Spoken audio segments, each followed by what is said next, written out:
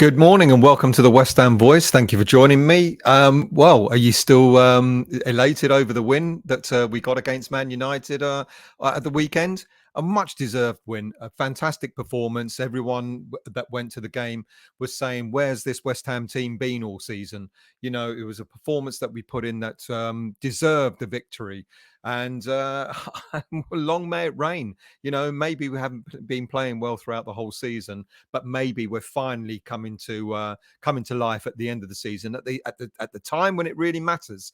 I don't know if we're 100% safe from relegation just yet. I think one more point would do it. 37 is probably going to be okay, but I'm going to look at that in a moment. I'm going to see the games that we've got left and compare those to the other teams down at the bottom. But there's some other news coming up, a bit of news about injuries, and of course about the director of football. So let's start with injuries because we saw photos of Kurt Zuma, who looked like he was back in training on Tuesday. Now, look, I don't know. The team were out on a photo shoot. They were on a photo shoot for the charity that they were promoting there, St. Francis Hospice, as well as a photo shoot for the new football, for the new kit for the 2023-24 season. So it may just be that Zuma was there just taking photos. But look, if he's actually back, actually training, then that's great news, isn't it? And I'm going to look at the game that we got coming up against AZ Alkmaar in another video later on today, and determine whether Zuma will be back for that or not. But look, I think it's more likely he won't be back for this game on Thursday. I think it's more likely if he is back in training, then it's quite possible he'll be back for the Brentford game at the weekend. And we own one, don't we? Be nice to go out there and get a win against them. Other players that are out injured at the moment, as we know, Vladimir Sufal felt his groin last week against Man City, and there's no news. West Ham have gone a bit quiet about that particular injury, so it could be that he might be out for a bit longer than we hope for. And also Gianluca Scamacca, we know that he had his surgery on his knee a few weeks ago. He was due back for training last week, but he's still not back. And of course, there's rumor that it's going to take up to 3 months to recover from that surgery. It shouldn't do, but he's not back either. So, other news. Well, there's, of course, some news about a director of football, isn't there? Now, once upon a time, a well-known ITK once said to me, "Never let the truth get in the way of a good story." So I guess by regurgitating an unsubstantiated story that first broke out in January 2021 about West Ham being interested in bringing a director of football in by the name of Lutz Pfannenstiel, that's probably a testament to that particular statement. Now, who is Pfannenstiel? I remember talking about him, well, back in 2021 when the first story broke out. He's from Germany. He was a professional goalkeeper. He played for 25 different clubs around the world during his career. Germany, Malaysia, England, Finland, Canada, Namibia, Norway, Armenia, you name it, he was there. His first coaching role came in 2008 when he became assistant coach of the Cuban national football team. Since his retirement from playing and coaching, he worked for German side TSG Hoffenheim as head of international relations and scouting, whilst also pursuing a career in TV and writing. In 2018, he became managing director of sports, a bit like Mark Noble's role for West Ham. He did that for Fortuna Düsseldorf. And in 2020, he moved to American club St. Louis City, where he's currently their sporting director. He's without doubt a bit of an eccentric character. He's been credited for scouting Roberto Firmino when the player was still a teenager in Brazil. So, is he coming to West Ham United? Well, as I said, this report first came out back in 2021. Apparently, back then we made an offer for his services. So I'm dubious about this, especially when the story first came to light over 2 years ago and nothing happened. But look, that was at the time when we didn't have a head of scouting in place. So now the story suggesting that we're trying to lure him back or trying to lure him again to West Ham United as head of in place of our head of scouting, Rob Newman. Because, as the story goes, the board members are unhappy with the way transfer money has been spent recently. And I briefly highlighted that in Monday's show that quite possibly Rob Newman might be made the scapegoat for what's seen as a poor season in terms of the players performing. But as I also said, the deals that are made for players are made alongside David Sullivan, David Moyes, and Rob Newman. It's not just Rob Newman himself that goes out and buys these players. He puts the names to Moyes. Moyes signs them off. And he signs them off apparently with the help of David Sullivan as well. So, have we failed in our scouting system? Cast your mind back to a few years ago when we had Pellegrini and Mario Husilos. We've been here before, haven't we? We've been here before where Sullivan suggested at that time that he wasn't happy with the way that we were recruiting players. Husilos was director of football back then, who was working alongside Pellegrini. And Sullivan talked about what a waste of money there was back then as well. We're now full circle. Now we've got a head of scouting who's working alongside Moyes, and Sullivan apparently again is saying that he wants more control over transfers rather than allowing the manager and the director of football back then and head of scouting as is now to have full control. I don't know. I don't know how realistic this is. I don't know if how good it's going to sit with David Moyes. We know that Moyes wanted full control of transfers, and he's got that at the moment. So, are we really going to get a director of football? I don't know, to be quite honest with you. I don't think we're going to see much change, especially if we win a trophy this season. Look, if we don't win the Europa Conference, then all things may change. But if we do, then I don't know how Sullivan is really going to want to change the way we scout players. And how can he say that it would have been a failure if we actually do win a trophy? Look, we've had injuries to Cornet, Agerd, and Skamaka. It could happen to any player, whether new players or players existing in the squad. Even so, Agerd has begun to really prove his worth. He's had a few dodgy games, but overall, I think he's proven his worth. If Cornet is given a bit more game time, I dare say that he could be still quite pivotal in our final few games of the season. Areola, he's barely had an opportunity to demonstrate what he's capable of, but you can't say he isn't a decent keeper. Downs, we know he's clearly been bought for the future, but even he has shown some great promise. Kehrer and Emerson have been really decent in the past few games. Kehrer really come into his own, hasn't he, of late? And even Emerson has had a bit of a purple patch until recently. And of course, Lucas Paquetá has just been supplying these last few months and is growing in confidence every day.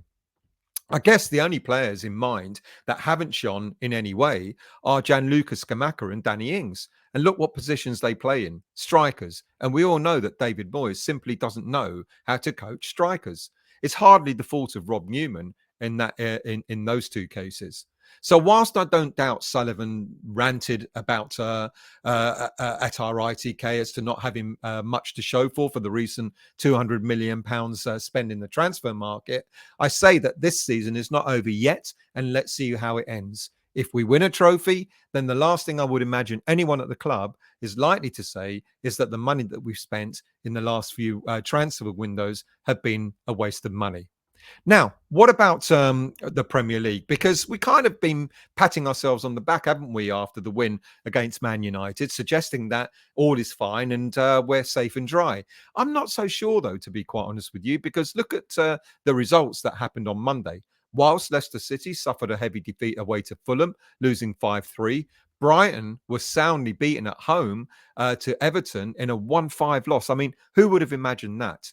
Nottingham Forest all but sealed Southampton's relegation fate in a thrilling 4-3 win. This means that the table currently looks like this. Now, while Southampton cannot reach West Ham, every team above them and below us can overtake us. We've got three Premier League. We've got 3 games left in the Premier League, with, of course, the 2 games in the Europa Conference, the semi-final. The game against Brentford isn't going to be an easy one. We haven't beaten them yet in the Premier League. Leeds United and Leicester are going to continue fighting for their survival. realistically, I can probably see us getting 3 draws in our last 3 Premier League games. And as it stands, that'll give us 40 points, and that'll be more than adequate. But what about the other teams that are in the relegation zone? Well, next up is Everton. They've got Man City at home. You can't see them getting anything from that, but you can quite possibly the way they performed the other day, maybe getting wins away to Wolves and at home to Bournemouth, and they might survive relegation. Next up, Nottingham Forest. I can't see them getting much from Chelsea or Arsenal, but a point away to Palace might be enough for them as well. And then we got Sam Allardyce's Leeds United. Of course, he's there to try and get them out of the misery that they're in. I'm not so sure that they're going to survive. I think there'll be a loss against Newcastle. I think they'll get maybe a draw against us and maybe a draw against Spurs in their last game of the season.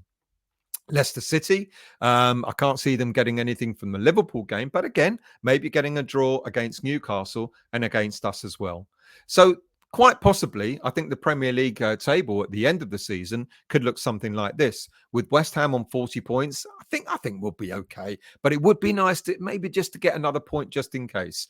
Everton could survive with the 2 wins going up to 38 points. Nottingham Forest on 34. Leeds United and Leicester on 32, with Southampton on 27. I think it's going to be. I think we are safe. I mean, I guess we are, but it just gives me a little bit of edge, to be quite honest with you.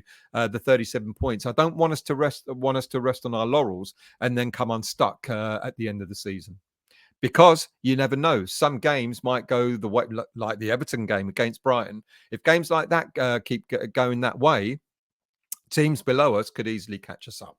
Right. What about next season's kit? We've heard that apparently, seeing as the orange kit has been so successful this season, that West Ham United have decided to adopt it as their main kit. But on a serious note, that you know that's not true. On a serious note, apparently the kit is akin to the 2001-2003 season, which was under Fila at that time. And it looks something like this. Look, there are no leaks yet. Apparently, West Ham took a photo shoot in the Carpenters pub near in Stratford on Tuesday. All the players have seen it. The playing staff, etc., have seen what the new kit looks like. Apparently, it's going to be very similar to the 2001-2003 season. Umbro is still going to be the kit makers, with Betway still the main sponsors. And the only other change that's not yet been verified is that possibly JD Sports might become the sleeve sponsors. It's a nicer kit than the one we've got, to be quite honest with you. And if it is anything like that, I'm quite looking forward to buying one of those. Right. What about the under-18s? Let's finish off with the under-18s, because they're playing in the National League final on Wednesday evening against Man City at the Etihad. Game starts at 7 p.m. The game will be played... Checking the Man City website, tickets have been on general sale for a while, but it seems that West Ham United have been, I don't know, a little reluctant to promote it. I don't know why, because I think there'll be some fans that probably would have liked to have gone to support the team. I find that quite poor, to be honest, after the fantastic support that the under-18s received for their FA Youth Cup run-in, culminating with 7,000 fans watching them at the Emirates in the final. You would have thought West Ham would at least given fans a chance to support the youngsters in the final. Look, you can buy tickets, but it's already Wednesday, so there's not an awful lot of time to actually get yourself up there. If West Ham beat City, the under-18s would have achieved a treble this season. So if anyone wants to go along, do so. You can buy tickets from that website. Alternatively, coverage of Wednesday's game will be available via a blog on the West Ham official website, starting 75 minutes before kickoff. And finally, one more thing for the youngsters. Today, 12 academy players signed scholarships, which will start their footballing professional career next season. Some of these youngsters have already featured in Kevin Keane's under-18 side. Next season, these young players will go from schoolboy level to professional level, and we'll wish every single one of them the greatest of success. Right, that's it. Short, sharp, and brief. And join me again later in the day for a preview of the game against Alkmaar. Have a great day, and we'll see you all very soon.